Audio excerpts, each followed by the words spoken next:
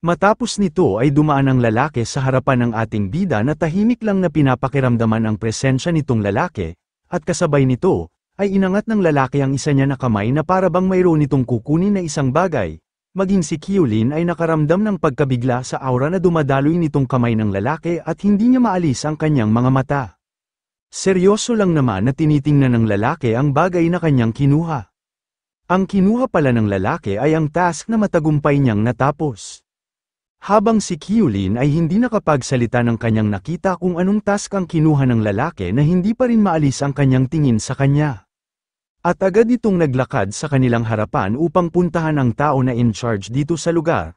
Lumapit naman si Chenzo kay Kyulin na kanya itong tinanong na kung ayos lang raw ba ito. Nakangiti lang naman na sumagot si Kyulin na ayos lang raw siya pero mahahalata pa rin sa kanyang mga mata na hindi pa rin naalis ang kanyang tingin sa lalaki na dumaan sa kanyang harapan. Tanong pa ni Chenzo kay Kyulin na kung sino raw ba ang lalaki na yun. Ang hawak-hawak ba niya sa kanyang mga kamay ay ang Shadow Dragon? Tumugon naman sa kanya si Kyulin na ang tao raw na yun ay isang master. Dagdag pa niya kay Chenzo na may halong saya na mukhang ang pagkuha raw sa mga task na mayroong malaking gantimpala na gold coins ay hindi madaling kumuha. At makikita naman ang lalaki na dumiretso sa matandang nangangasiwa sa lugar upang kanyang ipakita ang task na kanyang natapos. Ang matanda naman na nakakita sa task na ipinakita sa kanya ng lalaki ay hindi makapaniwala na masyadong nagulat sa kanyang nakita, dahil ang task daw na pumatay sa isang Stage 7 Shadow Dragon na ipinalabas ng 4 na oras pa lang ang nakalipas ay agad na natapos. Tanong pa ng matanda sa lalaki na itong kanya raw bang natapos na misyon ay siya lang mag-isa ang gumawa nito o baka mayroon pa siyang mga kasama para tapusin itong misyon na pumatay ng isang Shadow Dragon. Nainis lang naman ng lalaki sa matanda dahil huwag na daw itong maraming tanong at huwag itong magsayang ng oras ibigay na niya sa kanya ang gantimpala. Kahit na pinapawisan pa rin ang matanda ay sumang-ayon na lang ito sa kagustuhan ng lalaki na kanya itong tinanong na kung ano raw ba ang kanyang gustong gantimpala. Ang direktang pera o baka gusto niya ng isang crystal card. Sa bandang huli ang pinili ng lalaki ay ang crystal card na agaran din naman na ibinigay sa kanya ng matanda na kanya din itong binabati sa matagumpay niyang natapos na task, na ang pagpatay sa Stage 7 Shadow Dragon. Itong crystal card raw na ito ay naglalaman ng 10,000 na gold coins. Nang nasa kamay na ng lalaki ang crystal card na naglalaman ng 10,000 na gold coins ay masyado itong natuwa na kanya itong tinitingnan. Samantalang ang dalawang lalaki naman ay nag-uusap. Ibinulong pa ng isang lalaki sa kanyang kasama na kilala raw niya itong tao na ito. Parang siya daw ang lalaki na nagnanakaw ng mga hayop. Sambit naman ng isa na sa tingin raw niya na ninakaw ng lalaki na ito sa ibang mga grupo ang Shadow Dragon na kanyang dinala dito. Ngunit hindi pa natapos sa pag-uusap ang dalawa ay biglaan na lang bumaon ang crystal card na hawak-hawak ng lalaki sa ulo ng isang lalaki. Dahil dito ay gulat na gulat ang isang lalaki dahil agara na bumulagta ang kanyang kasama sa kanyang harapan. Dulot ng crystal card na inihagis ng lalaki na walang damit, maging si Chenzo at si Kyulin ay nagulat sa pagpatay ng lalaki na walang damit sa madaldal na lalaki kanina. Sinabi pa ng lalaki na walang damit sa isang lalaki na ang pinakaayaw raw niya sa lahat ay ang taong masyadong madaldal na wala sa kanyang lugar. Dahil doon ay mabilis na tumakbo ang madaldal na lalaki upang hindi siya matulad ng kanyang isang kasama na nawalan ng buhay. Matapos doon ay lumapit ang lalaki na walang damit sa kanyang pinatay upang kanyang kunin ang kanyang crystal card na inihagis niya dito. Nang nasa kamay na niya ang kanyang crystal card ay makikita na tumutulo pa ang mga maraming dugo. Nang tiningnan niya ang kanyang crystal card ay nakaramdam siya ng pagkainis dahil nadumihan daw ito ng dugo ang kanyang crystal card, at pagkatapos ay nagpatuloy na nga siyang naglakad sa harapan nila Kyulin at ni Chenzo. Lumabas naman ang pawis sa mukha ni Chenzo na hindi niya maipaliwanag ang presensya ng lalaki na dumaan sa kanyang harapan. Samantalang si Kyulin ay seryoso lang niya na pinagmamasdan ang lalaki. At bigla na lang nadapa si Miss Chenzo sa kanyang kinatatayuan at nakaramdam ito ng sakit. Nang nakita ni Kyulin ang kalagayan ni Miss Chenzo ay agaran niya itong tinanong na kung ayos lang daw ba ito. Ayon naman ni Miss Chenzo na parang siya raw ay nahilo. Na parang nawala ang kanyang kaligtasan nang nakita niya ang maskulado na lalaki. Masyado naman nagtataka si Kyulin sa ibinanggit sa kanya na salita ni Miss Chenzo dahil bakit hindi daw niya ito nalaman kaagad na nahilo siya ng kanyang nakaharap ang maskulado na lalaki. Sabay inutusan ni Miss Chenzo si Kyulin na tingnan raw niya kung ano ang angkop na task na maaari nilang kunin. Nagsaad lang naman sa kanya si Kyulin na kung gusto raw ba niyang magpahinga muna sila doon sa malapit na inn, Hindi naman sumang-ayon si Miss Chenzo na magpahinga sila doon sa kalapit na inn dahil kinakailangan lang naman raw niyang umupo ng saglit at maya-maya ay maayos na siya. Pinasangayunan naman ni Kyulin ang paliwanag sa kanya ni Miss Chenzo dahil sa ngayon raw ay siya muna ang bahala kung anong task ang kanilang dapat na kunin. At tiningnan na nga ni Kyulin ang mga task na maaari nilang kunin upang kumita sila ng gold coins. At dito ay kanyang iniisip na maliban daw sa gawain ng pagpatay sa Shadow Dragon ay ito lang daw ang pinakamataas na bounty ang ibibigay na pabuya. Ito ay ang hulihin ang Greenwood Swamp Frog. Dako naman tayo sa gusali ng Bolton's family. Dito ay makikita na nakahandusay si Leon sa kanyang kama na wala ng buhay habang hindi makapaniwala ang butler na kanyang sinaad sa patriarka ng Bolton's family na si Young Master Leon daw ay pinaslang sa sarili niyang pamamahay. Pakiusap kanyang ipaghiganti kung sino ang gumawa nito sa kanyang young master. Habang seryoso na tinitingnan ng patriarka ng Boltons ang kanyang anak na si Leon na wala ng buhay ay kanyang tinanong ang butler na kung sino raw ba ang na-offend nitong kanyang anak. Pinaliwanag naman ng butler sa patriarka na ang kanya raw young master ay mabait sa mga tao at maganda din ang kanyang reputasyon, at ang kanya din pagkakaalam na si Miss Chenzo lang ang nakapagbibigay sa kanya ng masamang reputasyon. Ngunit habang hindi maalis ng patriarka ang kanyang tingin sa walang buhay na si Leon ay natuon ang kanyang pansin sa badge na nasa damit ni Leon. At nang nakita niya ito ay naging seryoso ang kanyang mga mata na tila ba siya ay naguguluhan kung ano itong bagay na kanyang nakita. Kasabay nito ay agaran niyang kinuha ang badge na nasa damit ng kanyang anak. Sabay kanyang tinanong ang butler na kung ano raw ba itong bagay na nasa damit ng kanyang anak. Pinaliwanag naman ng butler sa kanya na ang bagay raw na kanyang hawak-hawak ngayon ay ang badge ng Chenzo Guild. Kanya raw naalala na ang kanyang young master ay mayroon din ganyan na badge noong nakaraan. Ngunit sinabi ng kanyang young master sa kanya noon na hindi niya gusto ang badge kaya kanyang ibinalik kay Miss Chenzo. Samantalang ang patriarka naman ay hindi maalis ang kanyang tingin sa badge na masyadong nainis dahil ang Chenzo na naman raw ba ang may pakana nito. At naging malungkot ang kanyang mga mata dahil nakita niya ang litrato ng kanyang anak kasama siya noong maliit pa. Dahil hindi niya matanggap ang pagkamatay ng kanyang anak ay kanyang dinurog ang badge ng Chenzo Guild gamit ang kanyang kamay at ito ay nagdulot na magkaroon ng sugat ang kanyang isang kamay. Sa ginawang pagsugat ng patriarka ng kanyang sariling kamay ay nag-alala ang butler na kanyang tinanong ang kanyang lord na kung ano raw ba ang ginagawa ng kanyang lord. Pero wala naman pakialam ang patriarka sa sinabi sa kanya ng butler dahil nangingibabaw pa rin ang galit sa kanyang puso sa biglaan na pagkamatay ng kanyang anak, samantalang ang butler naman ay kanyang sinisigaw na huwag raw bigyan ng sugat ng kanyang lord ang kanyang sarili. Dahil sa kanyang galit ay hindi niya mapigilan na tumulo ang kanyang mga luha at nasambit na lang niya na hayaan raw siya ng kanyang anak na siya na ang gumawa sa huling mga bagay para sa kanya. At sa kabilang banda, dito ay ipinakita sa eksena ang isang bundok na punong-puno ng mga malalaking mga kabute, at dito makikita din ang isang malaking dilaw na paa ng isang yellow bullfrog, at ang likod nito ay mayroong kulay kayumanggi na maraming patusok. At ito ay nakatayo na tila ba mayroong mga tao sa kanyang harap na gumagambala sa kanyang teritoryo, dahil pala mayroong isang babae at lalaki ang nasa kanyang harap at kanilang nasabi na sa wakas raw kanila nang nahanap ang isang yellow bullfrog. Ang kanila raw umaga ngayon ay hindi nasayang.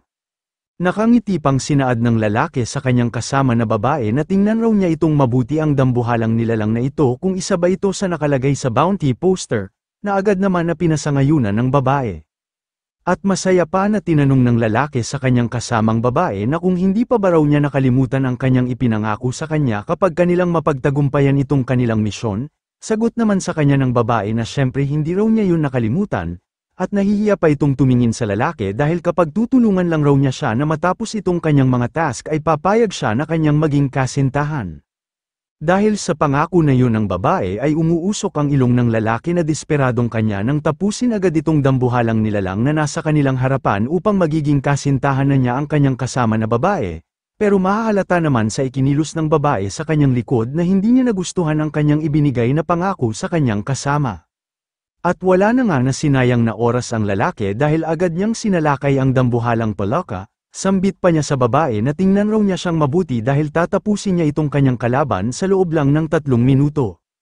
Kasabay nito ay dumampi na nga ang suntok ng lalaki sa tiyan ng malaking yellow bullfrog, ngunit sa hindi niya inaasahan dahil bumaon lang ang kanyang kamay sa tiyan ng malaking yellow bullfrog, At sa pangyayari na yun imbis ang yellow bullfrog ang tumilapon siya pa mismo ang tumilapon dahil tumalbog lang ang kanyang suntok sa tiyan ng malaking yellow bullfrog na para bang sumuntok lang siya ng malaking bola.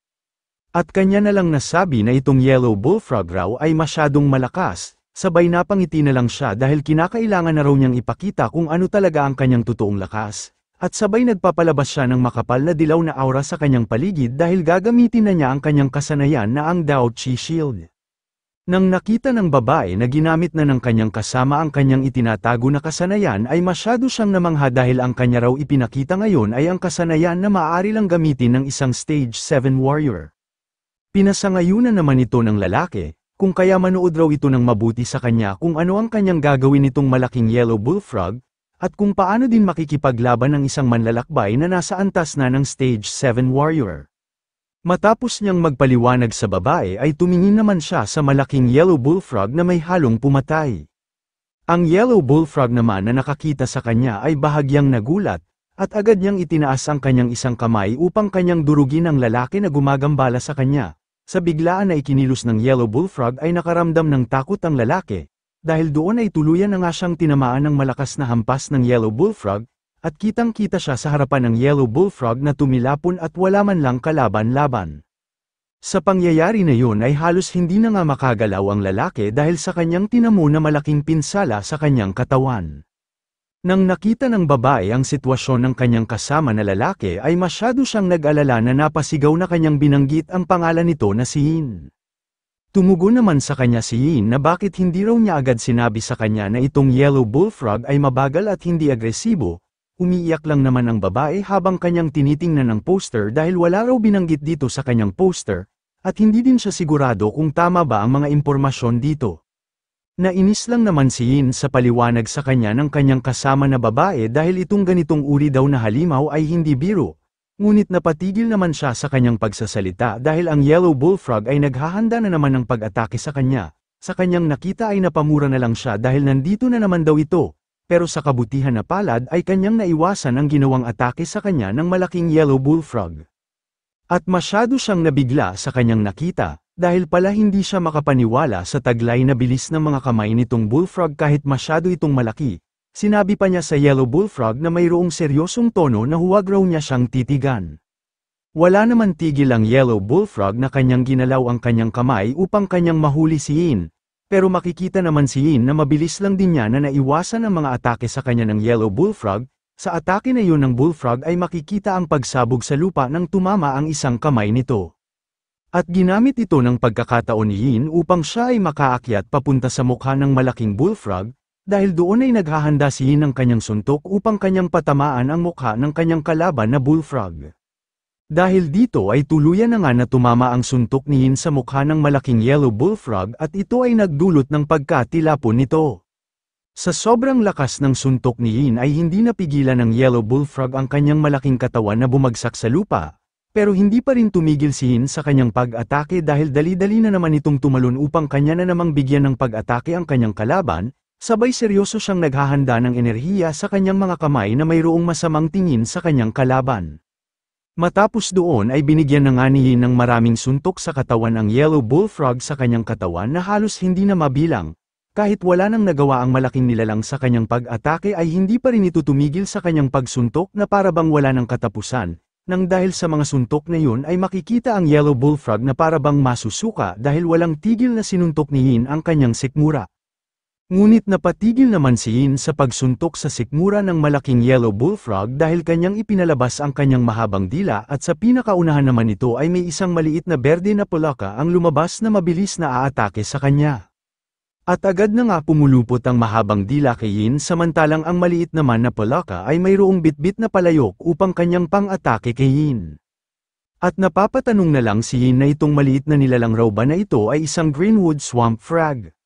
Naisip na lang niya na kung ang nilalang raw ba na ito ay karaniwan lang na makikita dito sa lugar, at hindi na raw siya nagtataka kung bakit ganito na lang kabilis itong yellow bullfrog, kahit napapasugod na sa kanya ang greenwood swamp frog ay hindi pa rin maalis ang kanyang tingin nito, na kanyang iniisip na hindi raw niya inaasahan na itong yellow bullfrog ay mayroong parasitic swamp sa kanyang loob. Itong nilalang raw na ito ay kanyang pinagbubuti ang mga kakayahan ng kanyang host, Ang Greenwood Swamp ay tinatawag din na support frog, na isang parasitic creature na nabubuhay sa ilang magical beast, at ito ay isang mapagkakatiwalaan na magical frog beast at ito din ang dahilan kung bakit ang yellow bullfrog kanina ay masyadong mabilis. At hindi din siya nagkakamali na itong Greenwood Swamp Frog ay sikat sa mga tao, matapos ang kanyang mahabang pag-iisip ay kanya na nga na ipinitik ang Greenwood Swamp Frog na kanya itong sinabihan na masyado raw itong tanga. Dahil sa kanyang ginawa sa Greenwood Swamp Frog ay nawalan ito ng malay. Sinabi pa niya sa Greenwood Swamp Frog na kung sa tingin raw ba niya na matatalo niya siya sa ganoon lang na paraan, talagang pinatunayan lang raw niya sa kanyang sarili na isa siyang pinakatanga na magical beast dito sa mundo. At agaran na nga niyang kinuha ang naghihingalo na Greenwood Swamp Frog upang kanya itong kunin sa malaking dila ng Yellow Bullfrog, sambit pa niya sa Greenwood Swamp Frog na kahit maliit daw siya ay malaki din naman ang kanyang presyo. Matapos doon ay matagumpay na nga na kanyang inalis ang Greenwood Swamp Frog sa malaking dila ng Yellow Bullfrog, kasabay nito ay kanyang inutusan ng kanyang kasama na babae na kumuha raw ito ng pwede na mapaglagyan itong Greenwood Swamp Frog, na agad din naman na pinasangayunan ng kanyang kasama na babae. Matapos doon ay matagumpay na nga nila na nailagay ang Greenwood Swamp Frog sa kanilang maliit na lalagyan. Tinanong naman siya ng babae na talaga raw ba na malaki ang presyo nitong maliit na nilalang. Masaya naman na ipinaliwanag niya sa kanya na tama raw siya, itong magical beast raw na ito ay nagkakahalaga ng 7,000 na gold coins. At sa ngayon raw ay mayaman na sila dahil sa magical beast na ito. Sinabi din niya sa kanyang kasama na babae na dadalhin din daw niya siya mamaya sa pinakamahal na hotel at kumain din sila doon ng masasarap na mga pagkain, dahil bilang kanyang kasintahan simula ngayon ay ibibigay niya sa kanya kung ano ang karapat-dapat. Namumula naman ang mukha ng babae na nagpapasalamat sa kanya na kanya itong sinabihan na sana magtagal raw silang dalawa sa kanilang relasyon. Dagdag pa ng babae sa kanya na sa totoo lang daw ito pa ang kanyang unang beses na magkaroon ng kasintahan, ngunit bigla naman nagbago ang ekspresyon sa mukha ng babae na kanyang tinuro kay Yin na tingnan raw niya sa kanyang likod. Nagulat naman si Yin na kanya siyang tinanong kung ano raw ba ang problema. At bigla na lang mayroong humawak sa kanyang likod na tinawag ang kanyang pansin. Ang humawak pala sa kanyang likod ay ang maskulado na lalaki, sambit pa niya kay Yin na kung maari raw ba na ibigay niya sa kanya ang Greenwood Frog na kanyang hawak-hawak ngayon, habang si Yin naman ay masyadong nabigla sa biglaan na pagdating nitong lalaki na hindi man lang niya napapansin.